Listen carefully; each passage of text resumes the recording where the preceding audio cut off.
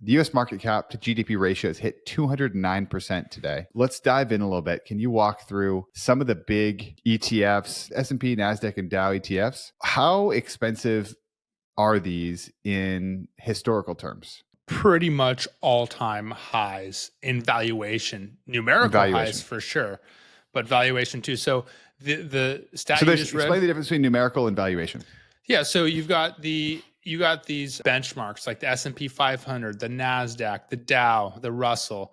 These are different collections of stocks that you track to see how they're performing overall. The Nasdaq, for example, is mostly tech focused, and the Nasdaq right now on a numerical level is the all-time high. But numerical level of like what like benchmark it's reaching doesn't really matter, because as Sure. humanity progresses, you're always going to have higher and higher and higher. What matters is the valuation, and that's where it gets scary. So the valuation right now on the Nasdaq ETF, which is QQQ, that's what most people have made a ton of money on the past decade. The PE is at 42. So that's price to earnings. So that's the cost of purchasing all of the companies which are in the NASDAQ compared to the earnings. It's 42 times. That's incredibly, incredibly, incredibly expensive. And in fact, it's like literally all-time high expensive. It only really competes with the dot-com bubble. You know, you could So it's even argue higher than the dot-com bubble. it's not. It's right about the same right now. It's fluctuating day to day. I'm cautious to say that because when this podcast gets published, which is a day or two after we talk, it could change. But it's pretty much a dot-com bubble. But the other alarming part is that the S&P 500, which you've got more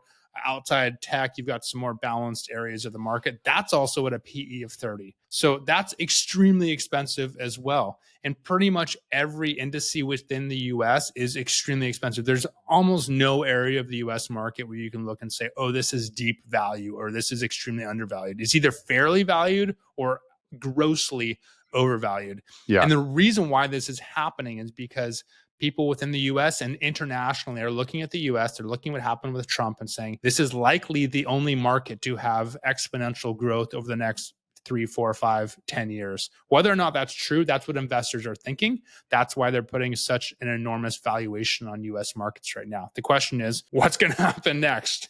And no one has that answer other than to say, if you look at historical trends, now is the time to take profits. Now is the time to be very, very, very careful. And now is the time to do the opposite of what a lot of the sheep are doing, that the masses are doing.